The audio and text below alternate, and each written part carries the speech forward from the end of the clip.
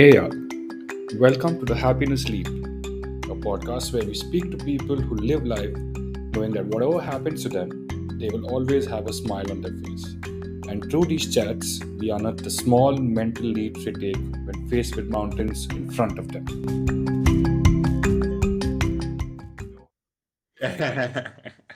So cool, yeah. So, welcome to the Happiness Sleep podcast.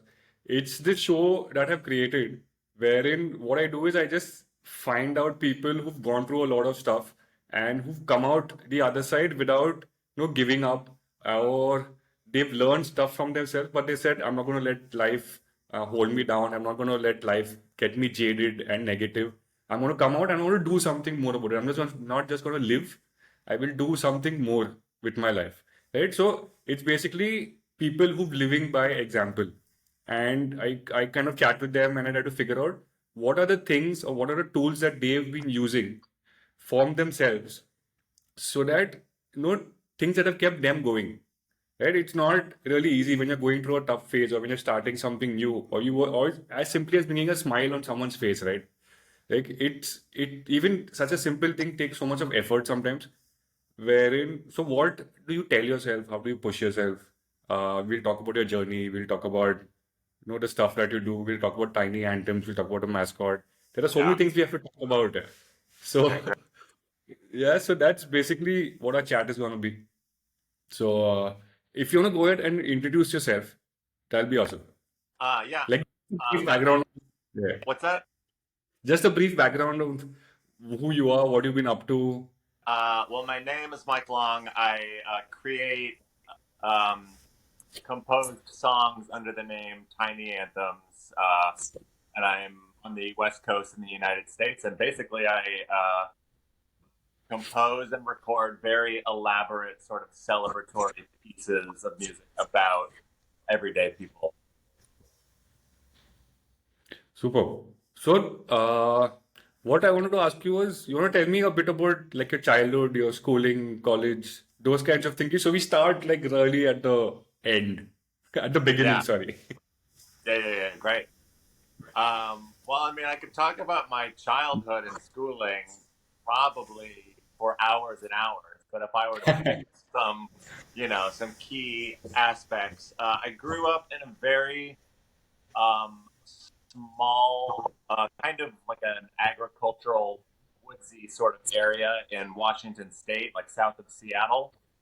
And I think that really, for where I am now, I kind of continue to reflect on how fortunate I was and how informative I think it's been for my sense of identity to have grown up close to be able to see living trees and to be able to see the ocean and to be able to see mountains.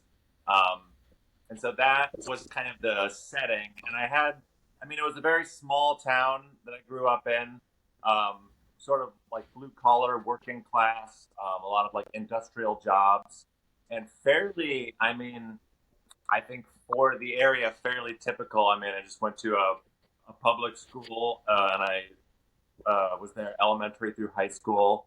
And then I had a sort of circuitous, well, I think maybe a very circuitous kind of winding path to where I am now. I went to a university that was very alternative, and then I really spent a lot of time traveling, and was kind of all over the map and all over the world for a long time before I eventually circled back to Portland, which is near where I grew up originally.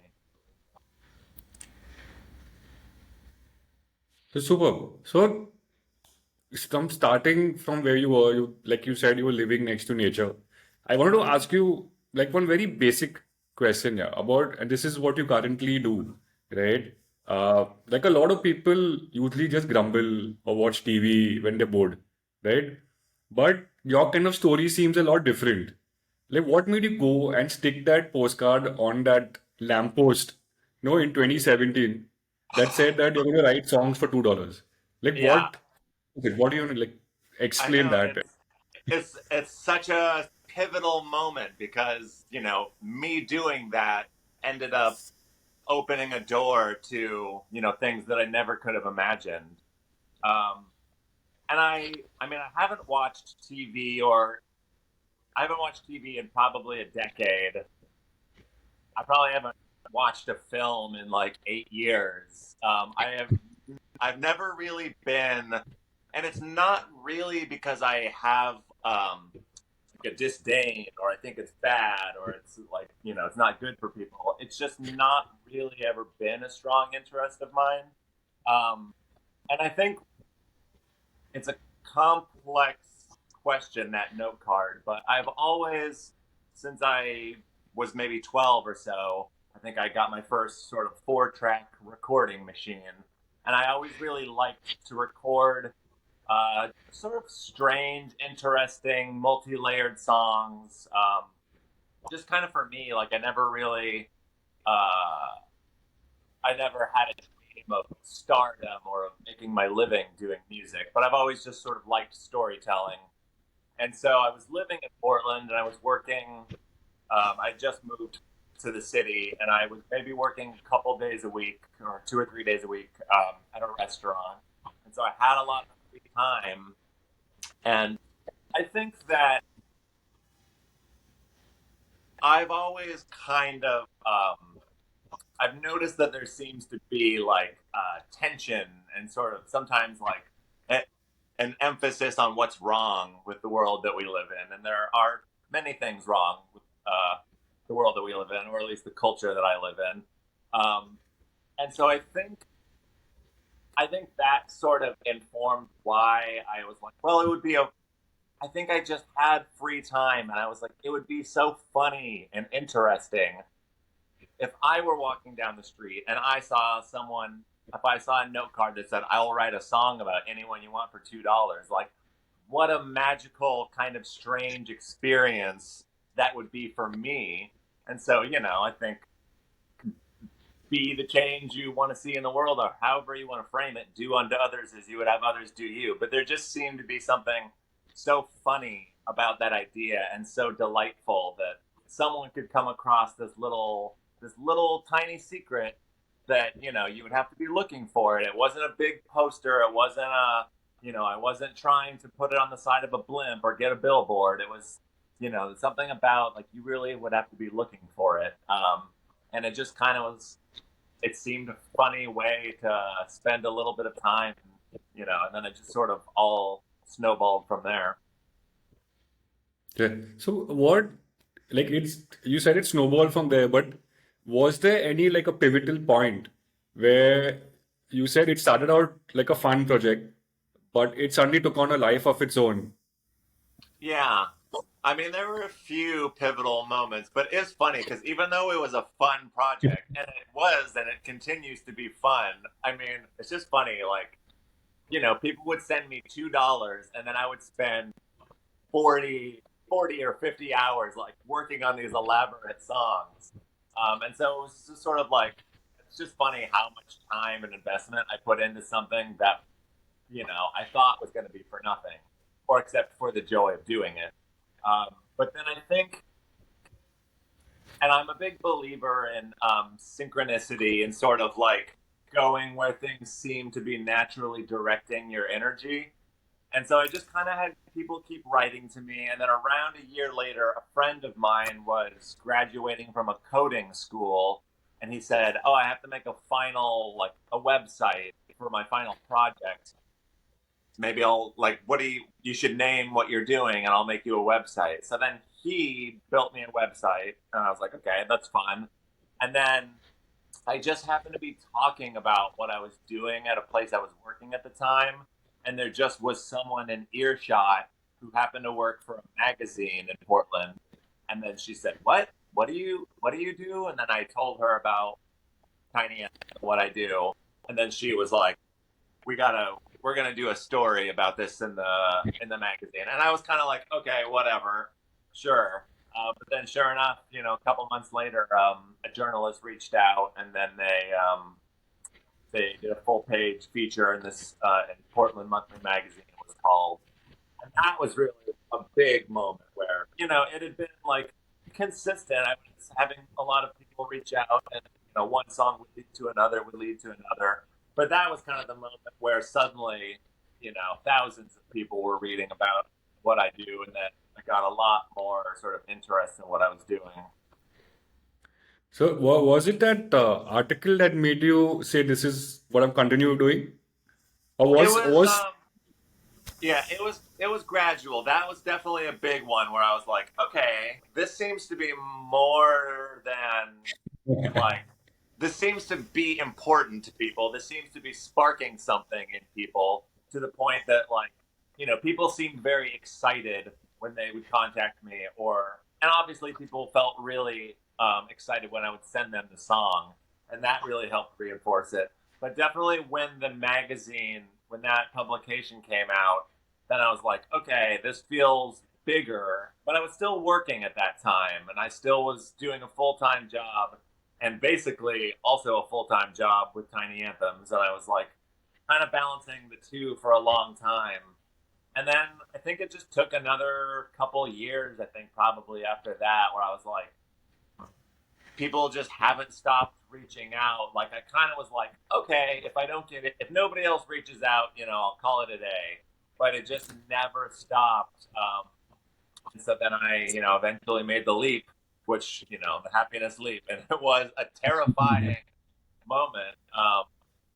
And then there have been a lot more moments in the last 2 years or so that have really kept me going. Have confirmed that this is definitely a path that I'm meant to be on for as long as I'm meant to be on it. nice? Was there any time where like the path was consistently up, then it went even higher? Were there any dips in the whole Oh thing? yeah, I mean, I would say, yeah, there are a lot of dips. And there are still dips sometimes, and I assume there will be more dips that await. And I think that I think it's really, and it was really important for me to have that first really, to have that spark in the beginning. Even the first song that I wrote for someone, and then she wrote back to me and was like over the moon about it. And that really kind of like filled me up. I was like, okay, this is important. And then the magazine also like gave me a lot of energy. And I think that energy is kind of what I needed to carry me through some of those dips. Because, like, for example, I think last summer I've never really advertised what I do. It's always just been word of mouth. But last summer, I'd only had like one or two. And at that point, I had made the jump to deciding to attempt to make this my livelihood. But I hadn't had any work or any commissions for a couple of months. And I was like kind of just running out of money. And I was like, well, what, I definitely have had moments where I just sort of feel like I'm like sailing along and I haven't seen land in a long time. And, I'm like, is it time to sort of like stop what I'm doing and, like choose a more conventional or sort of stable approach to life? But usually, and those dark nights do feel very dark and very long. But then something, if I hang in there long enough, which I have done up to this point, there is a light, but um, there have been a lot of periods of doubt that I've had to get through for sure. So what do you tell yourself? Like, do you look in the mirror and have a chat with yourself? Like, I know I do that. Sometimes when I have a shitty morning and I don't want to do anything, I just look in the mirror and I have a talk with myself. And it usually, after an hour, I feel better. Is there Yeah. something that you do? Is there something that you tell yourself? Do you write a journal? Do you like make a to-do list? Do you have like a vision Um, board?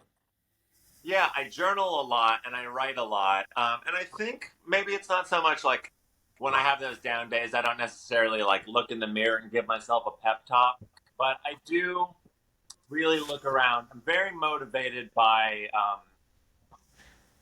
you could call it a lot of things, community,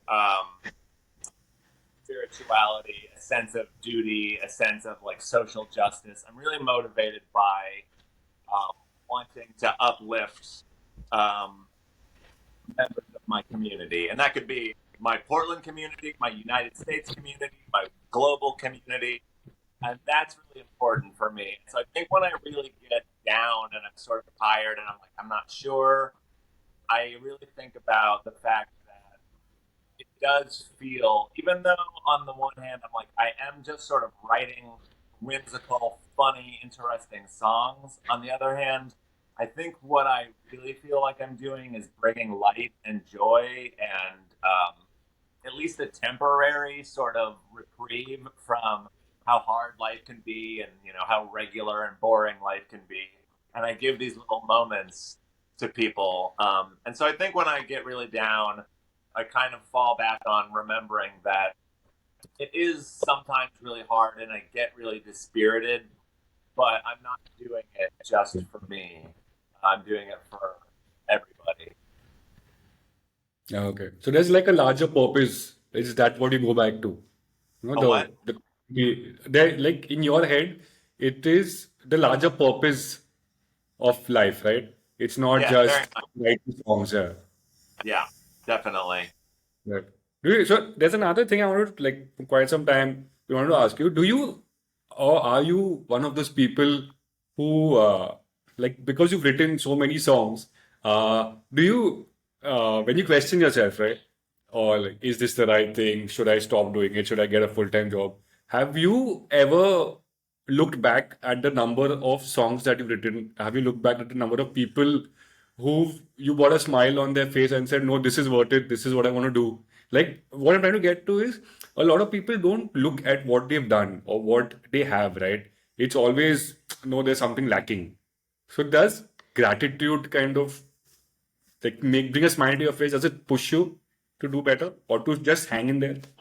Yes, definitely. I mean, and that's one thing that I think is really helpful for me. And I can open my computer and look at and see 423 songs. And I think for me, like reflecting on the journey that has been, and sometimes even like going back and listening to and sort of like re-experiencing some of those things, and also kind of like sometimes I'll listen to the like the very early ones, and I'm like, oh, these were I had no idea what I was doing, and just being able to see that progress for me, like any artist, I think if you look at the continuum of your work, you'll see the progress that you've made, and that really sort of is like, well, where else could I go? I want to follow the staircase up as high as I can. That's nice. So I just want to ask you now, coming to Tiny Anthems, you have a mascot. You want to tell me a bit about the mascot? I'm not going to name him, but you name him. Bobby, yeah. So it's a stick figure who's throwing up musical notes, which is a funny. I mean, I, I think I chose it like a lot of things. It was kind of unconscious. I was just sort of like, oh, that seems funny and interesting. And I do think that he's a good, and the logo is a good representative for what I do, because there is always a level of playfulness and humor with what I do. And it's a stick figure, it's a stick guy. It's sort of like, it's sort of funny looking. And it's a hand drawn guy. And, everything I do is very, I record everything. Nothing is sort of like templated or copy pasted. Everything is sort of really handmade. And so I think he really represents that. And then the fact that he's sort of throwing up music. I think on the one hand, I think it just seemed funny, but also I think that it kind of speaks to some part of me that feels like I have something inside of myself that I kind of need to get out, and if I don't get it out, I'll become sick. And I feel like a lot of people have something in them, whether that's a song or a story or a talent or a secret, or a lot of people have something that needs to come out.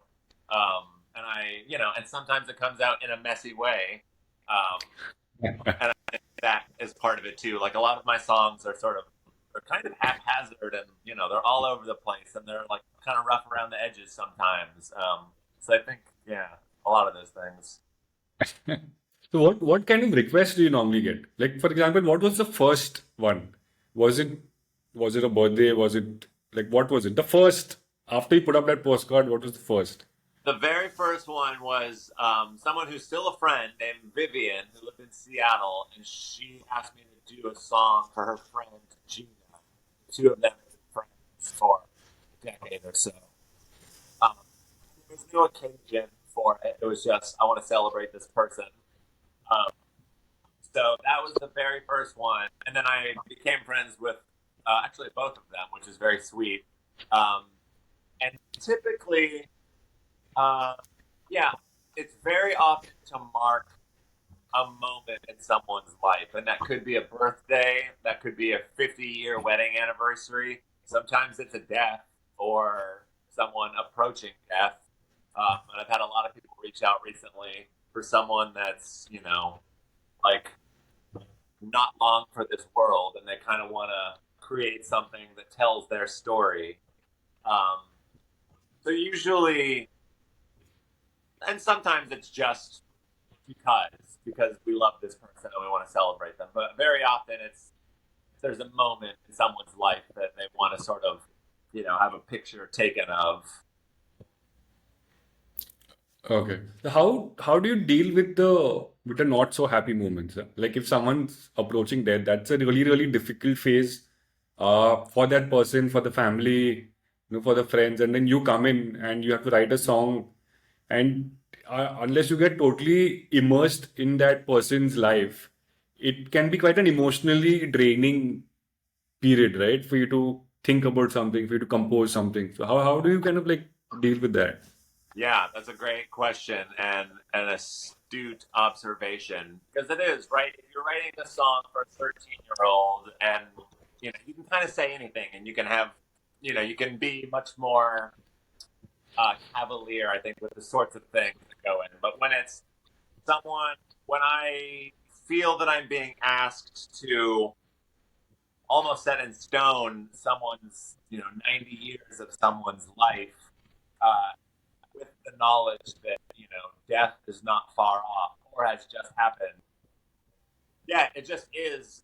It's more challenging, and it's almost like uh, it's just a much more finely tuned balancing act. I think because um, in my mind, like a really great um, funeral speech or a really great wedding speech or a really great toast of any kind does a really great job of knowing when to use laughter and comedy to sort of like lighten the mood and sort of, bring the audience together. But then it knows how to like have a little bit more gravity and seriousness. And if you overstay your welcome in either of those, if you're too funny or you're like too somber, it kind of sours the recipe. And so I think with some of those that feel um, like there's more on the line or it's like a heavier piece, it's just a more complicated balancing act. And yeah, it is more tiring. I definitely have worked on some songs that were a lot more serious in their tone, and it's exhausting. I definitely sometimes I finish and I feel like I have to sort of recuperate for a little while. Do you kind of get sucked into the sadness, or do you keep your distance? No, I do, and for better or for worse, I think that's part of what makes me especially well suited to do the thing because I think I tend to feel sort of porous generally. Like if I see someone on the street who feels really happy or really sad, I feel like it's very easy for me to kind of take on a little bit of that. So when I'm working on a song for someone, and I tend to get really invested because there's the songwriting portion, there's the actual like recording of the thing. But then I spent a lot of time before that, like thinking about them and reading about them and sort of thinking about like ways that the song could go in my mind. So I do tend to develop like a level of attachment to that person or like a sense of them. Um, and I think it really comes out. And I get, I've had some songs where I've had to do multiple takes because certain lines are making me cry a little bit. So I really tend to, and I think people hear that when I give them a song, they're not put-ons. Like I'm really, if I'm sad, I'm sad, and if I'm really celebrating someone, it's not like I'm doing it for the money. Like I'm celebrating people because I think they're amazing. That's sweet. Has there, do you remember your saddest song? Who Um, is it for? yeah, that's a hard one to answer. Um, I can't think of one. Well, I'm actually working on one right now that feels like it's in the running, but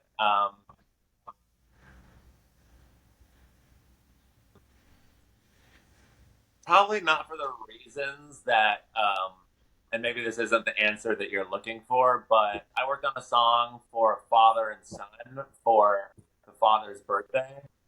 Um, and the two of them seemed to have a really, really beautiful, I think the son was about 8 and the father was maybe 40. And they had a really, really rich and beautiful relationship. And I really didn't have that kind of relationship with my father. And that became hard for me because it was so sweet and so beautiful. And I remember recording that, and it really brought up a lot of stuff in me, um, and like made me feel kind of a sense of loss. Yeah, but I think that's that yeah. Yeah, I What's think that? that quite sweet. No, because I like honestly the most templated answer would have been, oh, it would be a person's death or a person suffering from some really weird disease or something. But something as beautiful as a relationship between a dad and his son or his kid, right?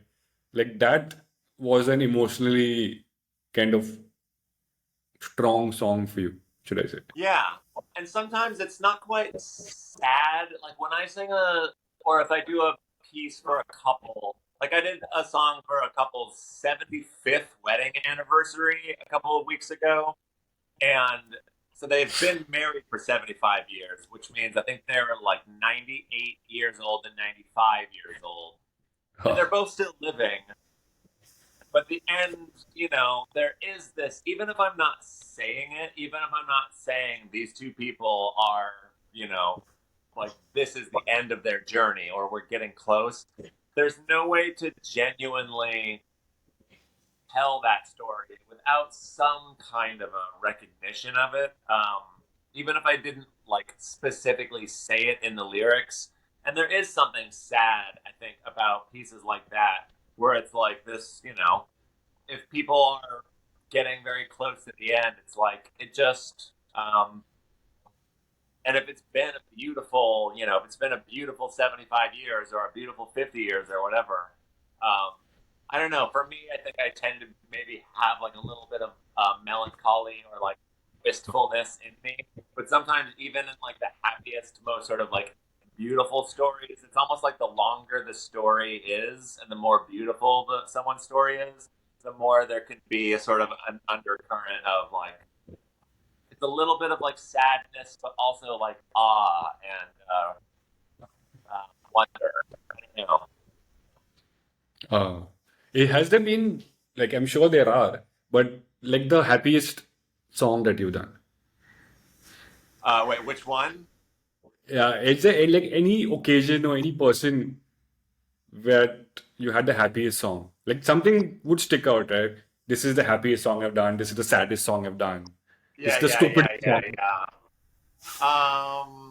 I mean, a lot of them really. I mean, I go hard on like joy in the songs, and and it's funny because I never know. Like, I never sit down for a song and I'm like, this is how this one's gonna be. Like, they often just sort of present themselves. But I did a piece for someone very recently, um, and it was sort of like he was kind of very into like high fantasy, like medieval, like fantasy books with wizards and sorcerers, and kings and queens and so on. So I really sort of like find his regular life story into this very like just ridiculous kind of over the top details that were like not true at all, um, but kind of like putting the very mundane, regular aspects of his life right next to these sort of like, and then there was a great storm and a crash of lightning, and that was so funny. And just like, I think when I occasionally get really silly, where it's like there are just details that are completely invented, that for me feels fun. Yeah. So how do you take a step back if you're writing a very emotional song or a sad song? Like it's because you get so invested in the person's life, and you read so much about the person, and you really engage and are attached to that person, right? Or the situation which the song is for.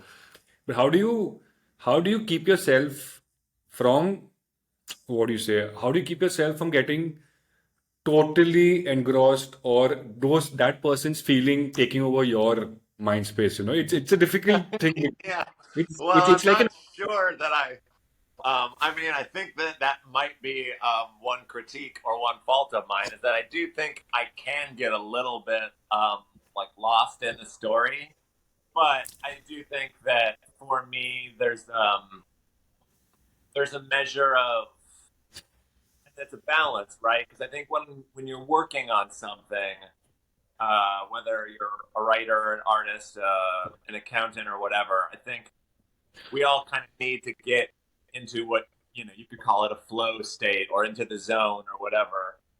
And so I really like I do a lot of my best work by like really kind of getting lost in the piece for a bit. But there is a point when you need to, and I need to sort of like like splash cold water on my face or whatever. And I think for me, that's just like not pushing myself too hard for too long. And I sometimes with like really big songs or songs that feel very emotionally challenging, I'll just really kind of space out how long I work on it. So I might work on it, for a couple of days and then, take some time off of it and work on another piece and then I'll go back to it. And I think by kind of, um, for me, I think having a couple of pieces going at the same time really helps so that I don't get completely lost in any one of them. And I can kind of like go over Mhm. here for a little bit and then come back a little bit with more fresh eyes. Okay. So kind of like working on different things so that you don't get too sucked into it, and spacing it out is something that. Yeah, and I think and just getting a little bit of clarity on the thing and distance from the thing. Sometimes, it's like if you're painting a painting and you're this close to it, it's very hard to see it anymore. And so I think sometimes it's important to step away, put the brush Mhm. down, and then when you come back in the room, you can say, "Oh, okay, that's what it is. Great." Um, whereas if if I get too lost into it, then it doesn't end well for anyone. Yeah, like take a step back, evaluate it, and Uh-huh. then come back. Yeah, Yeah. exactly. Yeah. Do you get a lot of requests from like communities also, or is it like people? You mean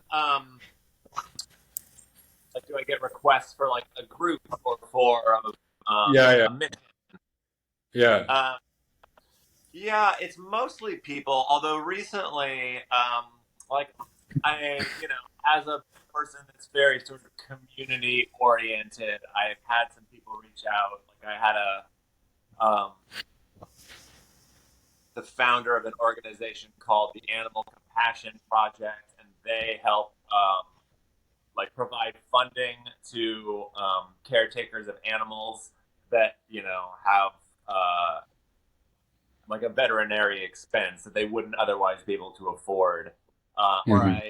They asked me to do a piece that kind of tells their story, or I'm working on a piece for a nonprofit in Portland that rescues food that would normally get thrown away and they give it to families. And so every once in a while, I do get pieces that are for a group or a nonprofit or something like that, or like a whole family unit or something. Cool, cool. So tell Yeah. me something about like the first song that you did, right? Tell me what was the reaction when you played it for the first time for that person? What was that person's reaction? Well, I don't know, which is the crazy thing because I never ever get to be there for it. I mean, she wrote, and then she emailed me, and she was like over the moon about it. And then her friend reached out and actually, and they liked it so much that they took the title of the song and hired. It was called. I have very long names for my songs, and it was called Gina, the chromatic saint against whom flames lapped harmlessly. So they took that title and they had a calligrapher like write it onto a plank of wood really nicely and framed it and put it up in Gina's house as a gift.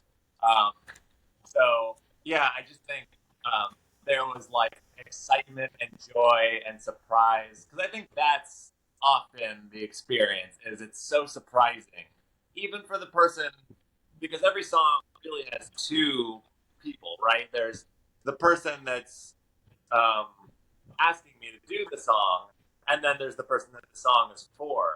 And so, one person knows that the song is going to exist, the other doesn't. But either way, what the song actually ends up being is such a like strange surprise. But yeah, they were. I think there's just something so fun about like hearing the details of your life, but like rearranged and reimagined. Nice. This it sounds interesting. Tell me, what does a typical mic long day look like? Like from the time you wake up till the time you go to bed. I mean, mostly working on songs. I will typically wake up and I like to get outside before I do anything. So there's a coffee shop in Portland that I've probably gone to 1,700 out of the last 2,000 days. I basically have gone to this coffee shop almost every single day at 7 a.m. And there are the regulars who are always there, and there's some other people that come in, and I'll have a cup of coffee and chat with them, and see how everyone's doing, and just kind of like have small talk. If there's nobody else there, I'll just sort of journal for 30 minutes or an hour or something, and then I go home and yeah, just kind of like I have a little basement studio space, and depending on what I'm working on, I'll sort of pull up the biography that I'm using to draw inspiration from, and I'll sort of like read it a couple times and sort of refresh myself. And then, I'll usually work until, from 8 to noon or so, and then I'll have lunch and take a break and maybe go for a walk or meditate. And then, usually I return, around 1 or 2, and then I'll typically kind of work like that until 4 or 5 or 6. So like usually like 8 or 9 hours. And then at the end of the day, I'll usually go for a really long bike ride, maybe see a friend, maybe go to the woods, um, and then brush my teeth and go to sleep. Yeah. So, sorry, you were saying something. Oh, yeah. That's really, yeah. I mean, I try to take like a day off a week or so to like take a longer sort of, excursion into, go to a river or something like that. But yeah, I really am kind of living in songs for the most part, most days. Right. So you mentioned, like while you were chatting, right? You mentioned journaling twice. Is it like an important part of your process? How does Yeah. it kind of What's that? how does it help you? Like how does journaling help you? I think for me,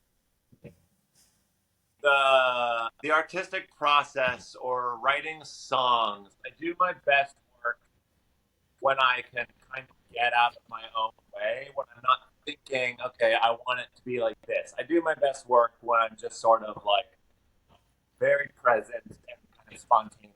I think for me, journaling at the beginning or end or both of the day, um, it's almost like it puts the engine of my mind. It's sort of like gets it humming. And I really, for the most part, when I journal, my goal is, 20 or 30 minutes or so of just keep the pen moving. Like, it doesn't matter what I'm saying, just like kind of keep writing. So it's very free. Sometimes I'm writing about like events of my life, or I'm like more like typically like journaling about what's going on. But for the most part, I really like to journal with no agenda and no, just kind of like free writing. And I think for me, it kind of opens me up to being in a state of creativity and playfulness. And then I can kind of carry that with me into the workday. Okay. Okay. Do you want to talk a bit about the NGO that you work with, the Friends of Noise? Yeah. Oh, the nonprofit? Yeah. Um, Yeah. they have been in Portland for 5 or 6 years. Yeah. So I donate, regardless of where or the income is coming from, I donate 10% of everything I do to them. And basically, they are a nonprofit organization that they teach workshops to youth artists, to kids in the Portland area. They put on shows. They teach kids how to run the soundboard. They'll like get youth artists featured on at like local venues with bigger name artists. They basically work really hard to create spaces where kids can perform safely and be seen and learn new skills, learn how to, make their own merch, learn how to record their own music, learn how to write a song, all sorts of things. And so basically, yeah, they're just doing really cool work because I think obviously the arts are really important and vital to any community, but especially I think there are a number of communities in Portland that aren't getting the same amount of resources financially as others, and they really work with like um, basically non-white youth who would not normally have access to the same level of funding, and it's not always safe or ideal for you artists to like go play a show at a bar or something like that anyway. So they're basically just trying to create spaces and create conditions where kids can freely explore music, freely explore their artistic identities and have fun, and teach them about the industry along the way too. They do a lot of work with like teaching kids, giving kids like actual job skills that they could potentially take to if they wanted to work at a venue or they wanted to like apply at a recording studio. They'd be giving them kind of a leg up on other people. Okay. Sorry. I just we're almost at the end of it. I just want to ask you, why is it important for you to make people happier? Like, why is it important to see a smile on someone's face? Like, it's very easy to say that's your problem. No, you deal with it. I have my Yeah, own issues. I'm going to deal with them. Like, why do you think? I'm sure that's kind of like the crux and the reason why you're doing what you're doing, right? yeah, What is it? I've been curious to ask you this for a very long time. yeah. Well, at the risk of sounding, I don't know, but I mean, I think it's because don't, I truly, and not in an abstract way, but I think in a very literal way, I believe that we are all fundamentally connected. And so even though it is true that I am me, and this is where my body ends, and you are you, and you are your own person. I think there's also another truth in addition to that, which is that I do see other people as having a part of me in them, and reflecting me in a way. And I think when people think that things that affect other people, well, that doesn't have anything to do with me. I think for me, that just doesn't feel like it's a true reflection of how, you know, and this is just the way that I'm viewing the world. I don't know if it's right or wrong, or if there is such a thing as right or wrong. I really think that what affects everybody will affect us all. And so it's it's an act of service and it's an act of a sense of obligation almost to like spread joy to other people. But it's also because I feel like other people are me, and I would want the same in return. I would want to offer people what I would want in return, and that's kindness, I think. That a really nice answer. Thanks. So there's this one thing, like while we were, I think this was a reply from the first email which I sent you. I'm gonna read it out exactly what you said. It it said, I mean, what you said was, I think we're approaching the same thing from different angles.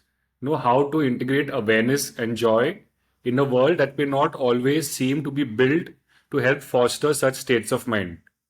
You know, you want to talk about this? I mean, I have my reasons for doing what I'm doing. Like, I love teaching yoga. I've started the podcast. I like seeing a smile on people's face. Like, it's the same reason what you said. You want to Yeah. talk a bit about this because this was the thing I said. Like, there's no way I'm going to let this guy go. I have to speak to. Yeah.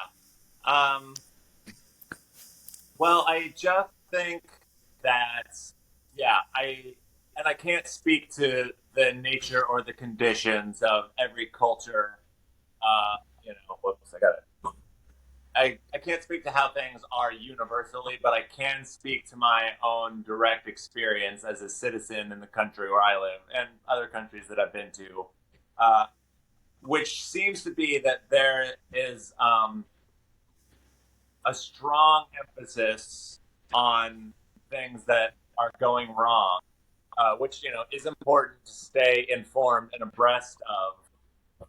Um, but I think when we focus so much as we seem to be on all of the failings and shortcomings and horrors of the day, that comes at the cost of being able to see all the things that are good and all the things that are beautiful. And I think we're, to my mind, it feels a little bit in danger of not being able to see uh, how wonderful all of it is because we're um, over fixated, I think, on, and not to diminish or say that any of the, atrocities around the world aren't real and aren't happening and don't affect people. But I think there are other stories that feel important to give our attention to. If for nothing else, for the, why are we doing, like, why would we be living these lives? Because it certainly doesn't seem that it could be just to sort of like crumble and say, oh, this is horrible, and then die. I have to believe that, it's possible to say, wow, some of that was really hard, but man, a lot of that was really beautiful. So that's quite sweet. So I think I've run out of questions. I think we've had a nice conversation. So thank you so much, yeah, for your time, and thank you for hassling you for so many months. Yes, of And course. I was glad to be hassled by you. Thank you. thank you. This has been really nice. Yeah, I'm it's been gonna great.